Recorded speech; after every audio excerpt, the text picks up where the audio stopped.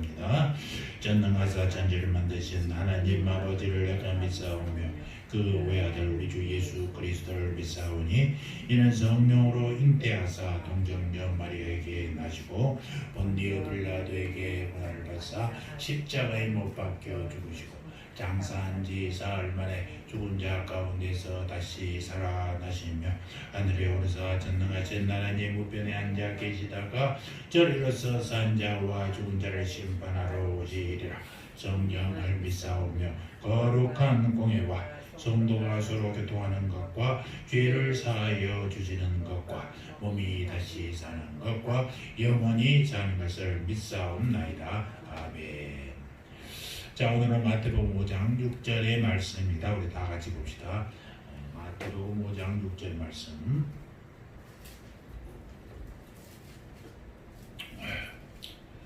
마태복음 5장 6절 한 절입니다. 다 같이 한 목소리로 또 봉독해 올리겠습니다.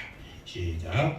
의에 줄이고 목마른 자는 복이 있나니 저희가 배부를 것임이요. 아멘. 지금 우리가 수요일 날 계속해서 팔복에 대한 말씀을 하고 있습니다. 우리가 몇 주간 우리가 목사는 마태복음 5장의 팔복을 포함한 산상수훈은 하나님 나라 백성들이 어떻게 행동을 해야 되냐, 행동 강령 지침인 것입니다. 성령 심령에 관한 것은 그리스도를 우선순위에 두는 것이라고 했습니다. 그래서 받을 수 있는 고난과 핍박을 감내하고 살아가는 것이 가난한 자의 삶이다 라고 말했어요.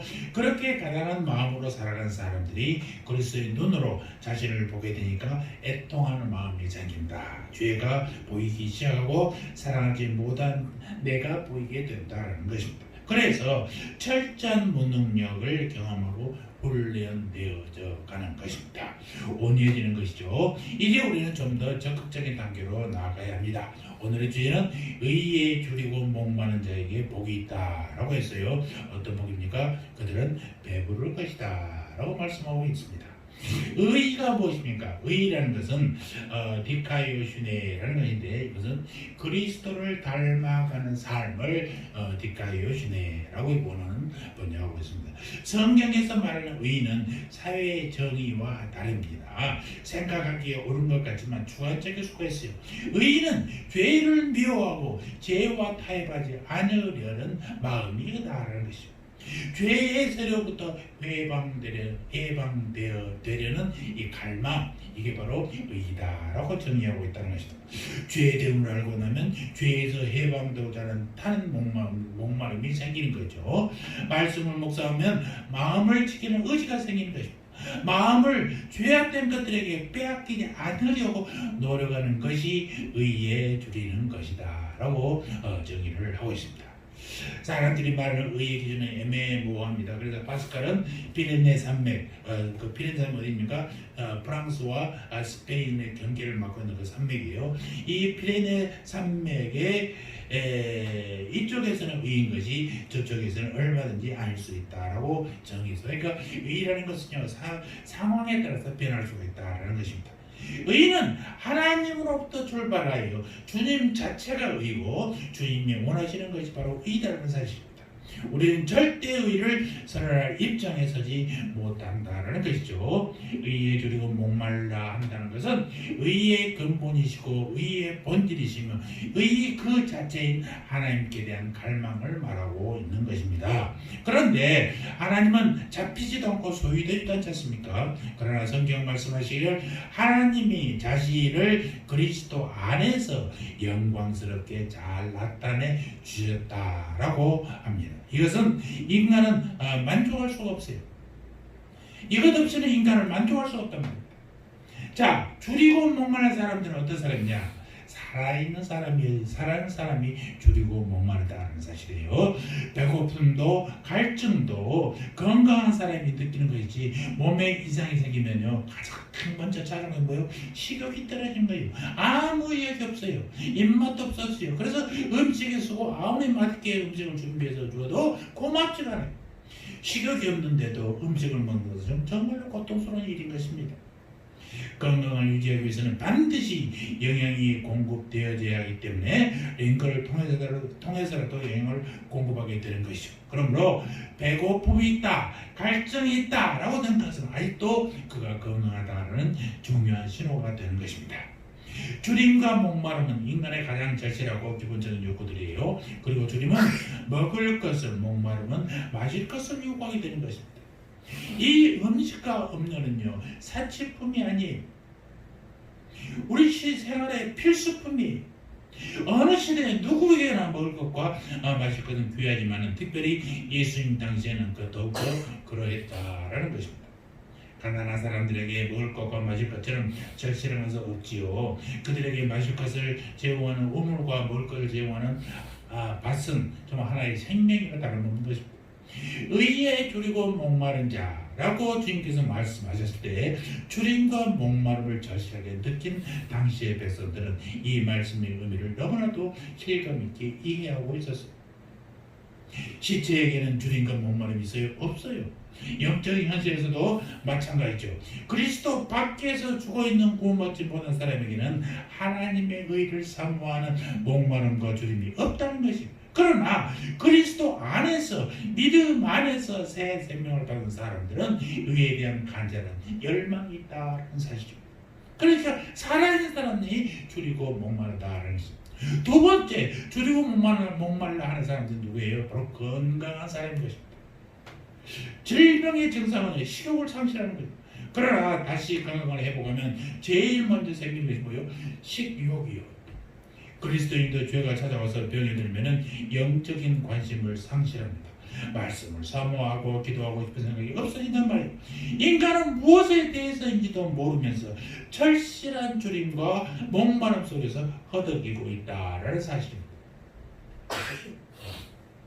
사람들은 우리가 가지고 있는 이 줄임과 목마름의 본질에 대해서 여러 가지로 말을 해요. 이는 식욕에 대해서 줄임과 목마름일 수도 있고, 쾌락에 대한 것일 수도 있고, 명예와 성에 대한 욕구일 수도 있어요. 이것이 다 인간들에게 필요한 것들. 그러나 성경은 한 걸음 더 나아가서 그리스도 안에서 구원받은 하나님의 백성들의 줄임과 목마름의 대상으로 의를 강조하고 있다는 사실입니다. 그러면 의를 어떻게 추구해야 되냐?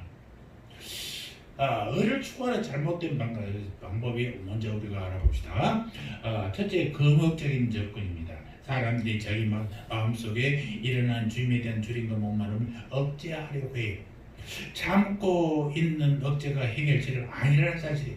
금욕주의적인 방법으로 인간의 마음속에 있는 욕구를 해결할 수 없다라는 것입니다.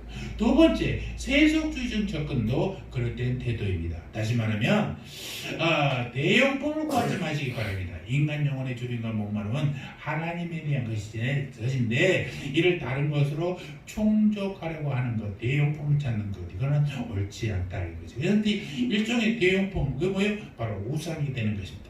인간은 이 대용품으로 결코 만족할 수가 없어요. 어느 날 예수님이 사마리아 여인에게 하셨던 말씀을 기억하시죠? 그 여인은 인생의 쾌락과 만족을 얻기 위해서 남편을 5명이나 바꿨어요. 그 여인에게 주님이 뭐랍니까? 요한복음 4장 23절에 이 물을 먹는 자마다 다시 목마르려니와. 대용품이 그에게 참 만족을 주지 못해. 주님은 다시 그 여인에게 말합니다. 내가 주는 물을 먹는 자는 영원히 목마르지 아니하리라. 우리는 세상에서 사람들이 추구하는 것을 통해서 마음속에 있는 꺼질 줄 모르는 줄임과 목마름의 문제를 해결할 수 없다는 사실을 다시 한번 인정해야 됩니다. 하나님께서 우리 속에 내주하시기 전까지는 이 줄임과 목마름에 대해서는 해답이 없어요. 세 번째 잘못된 접근 방법은 바리새적 경건주의입니다. 이 바리새적 경건주의도 의에 대한 올바른 추구의 태도는 아니라는 사실이에요. 바리새인들에게 의를 대단히 중요하게 생각하죠. 그러나 그들은 의를 외형적인 것으로 잘못 추구하고 있어요. 즉 예배에 참석하다든가 헌금하는 것 등은 종교 의식으로 의로워진다라고 생각했어요. 교회에 열심히 나오고 헌금하고 하는 것이 믿음 생활이고 그것을 그렇게 하면 의를 얻는다라고 생각했단 말이에요. 예수님 그들을 보시고 의가 없음을 경고하죠. 그래서 뭐랍니까? 이 외식하는 자들이에요. 겉모습만이 믿는 척하는 사람들이 하면서 야단을 치신 예수님의 말씀을 내가 기억합니다. 그러면 정말 올바른 의를 추구하는 방법이 무엇일까? 팔복의 순서에 따라야 되는 거죠. 이게 성경의 말씀에 따라 되고, 가난한 마음, 하나님의 안목으로 자신을 볼 때 죄인임을 발견하는 거죠. 가져야 할 것은 소유하지 못하고 오히려 소유하지 말아야 할 것으로 가득 채운 자신을 보면서 애통하기 시작하는 것입니다. 스스로의 힘으로 어쩔 수 없는 이 자신을 깨닫고 주님께 맡기게 되는 것이죠. 주님께 자신을 드릴 때 겸손을 배우게 되고, 그러면 온유한 사람이 되는 것입니다.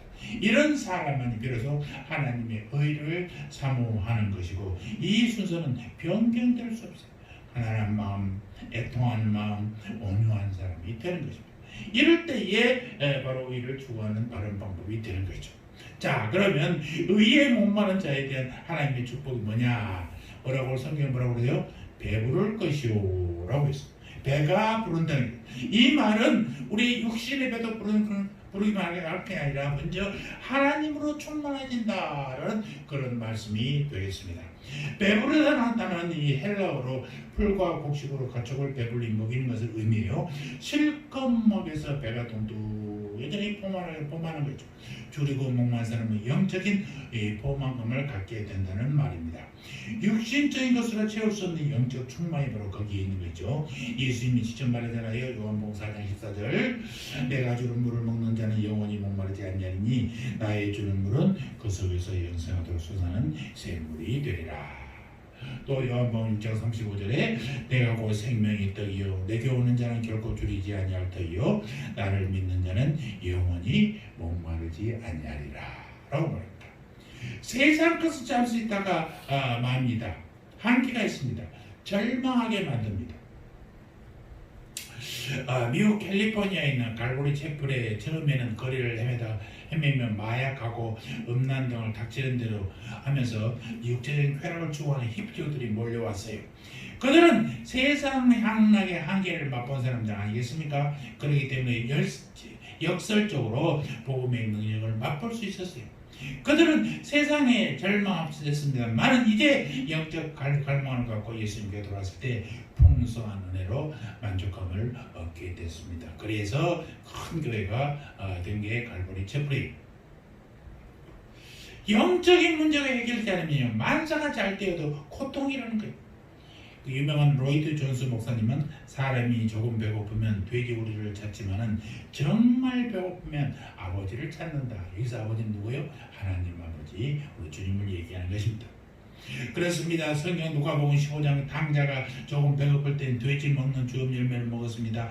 정말 배고프지 않아도 홀짜서요 아버지의 집을 생각하게 되는 것입니다. 조금만 배고픔이나 욕망은 주업 열매로 해결해 보려고 합니다만, 그러나 마음과 영혼에 있는 의에 대한 절실한 요구는 노력이나 방법으로는 해결되지 않는 것입니다. 거지의 모습 그대로 아버지 앞에 돌아왔을 때에 그제서야 모든 것이 다 해결되는 것을 보게 됩니다. 작다하고 비생산적인 욕망에서 자유함을 얻고 싶다면 하나님 앞에 나와야 되는 것입니다. 억제한다고 해도 되지 않습니다. 이지르고도 안 됩니다. 골고루 하나님으로 채워질 때만 가능하다라는 것입니다. 인간의 욕심은 하나님 말씀으로 통제되고 절제되어야 가능합니다. 말씀을 통해 절제되지 않으면 이것은 악을 만들어 내게 되는 것이죠. 두 번째, 하나님과의 올바른 관계가 되는 것입니다.